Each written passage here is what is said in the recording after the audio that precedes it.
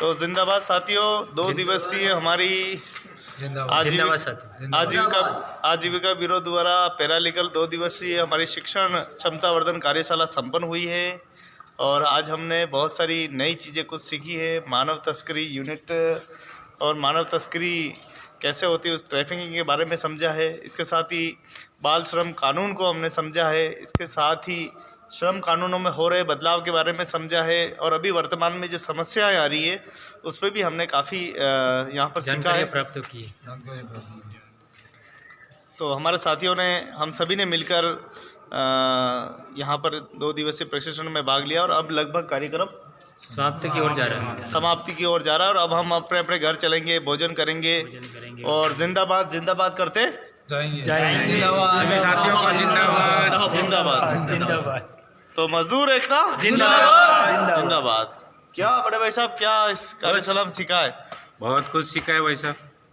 कोई एक चीज़ बताइए कानून की। 3 साल से पैरालीगल का काम कर रहा हूँ। ESI और PF के बारे में बहुत अच्छे से सीखा है। और आज एक नई सीखने को मिला, नया एक चीज़ सीखने को मिला, जैसे कि मानव तस्करी। मानव तस्करी हमारे वहाँ पे विदेशों में किया जाता है। यहाँ भारत में तो करते ही है, लेकिन विदेशों तक किया जाता है। तो बहुत ही सुंदर। बड़े भाई साहब, अद्भुत, विलक्षण और प्रतिभा के धनी। कैसे रही 2 दिवसीय हमारी कार्यशाला और क्या इसमें मेन मुद्दे रहे? आप शानदार रही और बहुत सारा चीज़ें सीखने को मिली। हमारे पैरालीगल भी बहुत सारे, उनकी भी क्षमतावर्धन हुई है और आने वाले समय में वो अपने फील्ड में बहुत अच्छा बेहतर करेंगे समाज के लिए। तो आजीविका ब्यूरो संस्थान द्वारा समय समय पर पैरालीगल वर्कशॉप ट्रेनिंग प्रोग्राम का आयोजन किया जाता है। इसमें वास्तव में जो क्षेत्र में जो ज़मीनी स्तर पे जुड़े हुए जो कार्यकर्ता है, चाहे वो आजीविका ब्यूरो के पैरालीगल हो, चाहे वो अरावली निर्माण मजदूर सुरक्षा संघ के साथी हो, सदस्य हो, सभी मिलकर जो समाज में एक नई जागृति पैदा की, उससे वास्तव में समाज भी बदला है, श्रमिकों में भी एक बदलाव हुआ है। क्या देखते हैं बड़े भाई साहब, क्या बदलाव मोटा मोटा?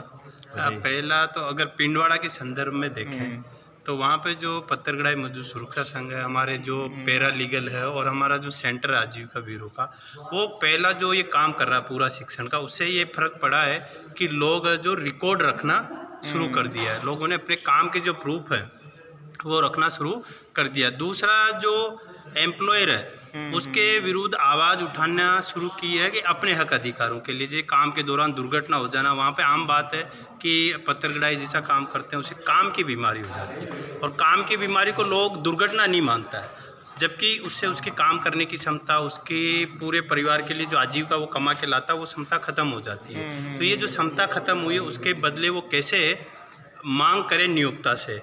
मजदूर ये सोचता है कि मैं तो मेरे पेट के लिए गया था और उसको एक अधिकार के रूप में जो सती हुई इसको मांगता नहीं है। तो वहाँ पे ये बदलाव आया है कि बड़ी संख्या में लोग अब धीरे धीरे खड़ा हो रहे हैं कि वो किसी भी तरह की सती, चाहे शारीरिक सती हो चाहे बीमारी की सती हो, उसकी मांग नियोक्ता से करने लग गए एक मुआवजे के रूप में। और ये देखने को मिलता है कि लगभग 350 से ज़्यादा लोगों ने ESIC की फाइलें वहाँ पे दायर की है। लगभग 50 से ज़्यादा केस है जो WCA के हैं।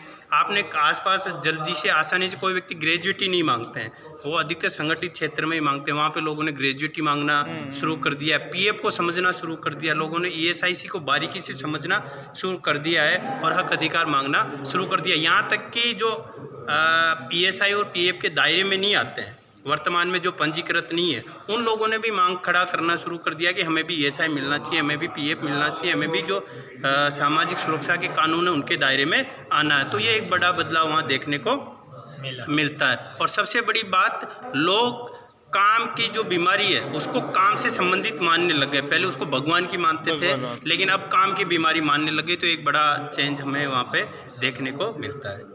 वास्तव में बहुत ही सुंदर और अच्छी बात है। और 2 दिन की इस कार्यशाला में बहुत कुछ समझा है कि भगवान बनाने वाला जो मजदूर है, जिसको उसको मूर्ति को निखारता है, उसको भी इसलिए कोशिश नाम की बीमारी हो जाती है, उसके प्राण भी संकट में आ जाते हैं। भगवान, हम नहीं कहना चाहेंगे भगवान सबके भक्ति होती है, सबकी आस्था और विश्वास के धनी होते हैं, लेकिन कहीं न कहीं मज़दूर के बारे में सोचा नहीं जाता है। चाहे वो मंदिर के मालिक हो, पुजारी हो, सभी कहीं न कहीं मज़दूरों के बारे में चिंता नहीं करते, लेकिन अब धीरे धीरे जो चिंताएँ होने लगी है।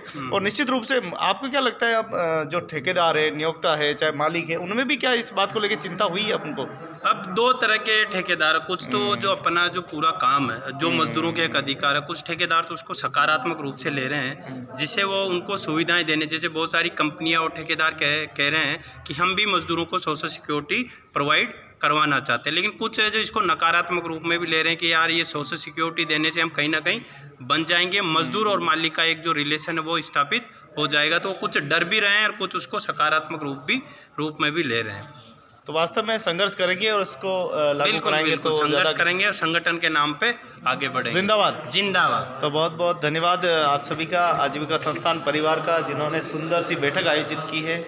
और हमारे साथ में प्रभुलाल जी है, बहुत सारी चीज़ें हमने सीखी है और लगातार कानूनों को सीख कर हम समाज में जाते हैं, समाज में जाके इसका फॉलोअप करेंगे, समाज में जाते हैं, उनको भी अच्छी अच्छी जानकारी देकर उनको भी जागरूक करते हैं और उसका परिणाम वास्तव में आ रहा है, निकल के आ रहा है धीरे धीरे। बहुत से लोग समझ चुके हैं उसके लिए और अपने मांग और हक अधिकारों के लिए आगे आ रहे हैं।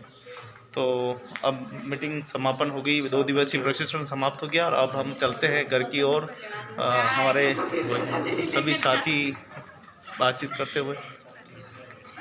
जिंदाबाद, जिंदाबाद।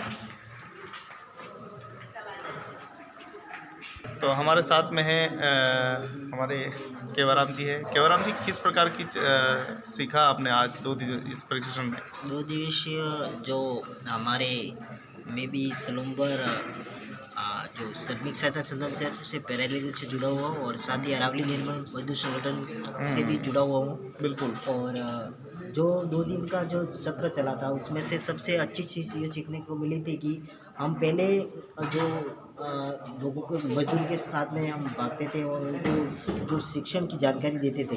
इसके अलावा हमारे को ये चीज़ मिली कि हम तो मजदूरी भुगतान से संबंधित वो लेकर चलते थे, मतलब मजदूरी भुगतान से संबंधित है, क्षतिपूर्ति वाला है, किसी का एक्सीडेंट हो गया तो उसके इर्द गिर्द में बहुत सारी और भी मजदूरी से संबंधित समस्या होती है। अच्छा। जैसे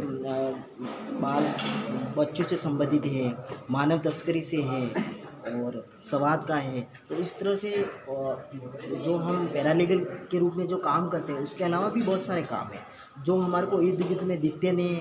हमारे बहुत सारे विभाग से जो मानव तस्करी यूनिट से जो हमारे सही साहब आए थे, बाल कल्याण समिति से जो आए थे, उन्हें बहुत सारी प्रोसेसिंग हमारे को बताई। वो हमारे को बताने के बाद में जो चीज़ हम वापस हमारे क्षेत्र में लेकर जाएंगे और मजदूर के साथ में ये हम काम करेंगे। तो मुझे बहुत अच्छा लगा 2 दिन के चक्र में। बहुत धन्यवाद।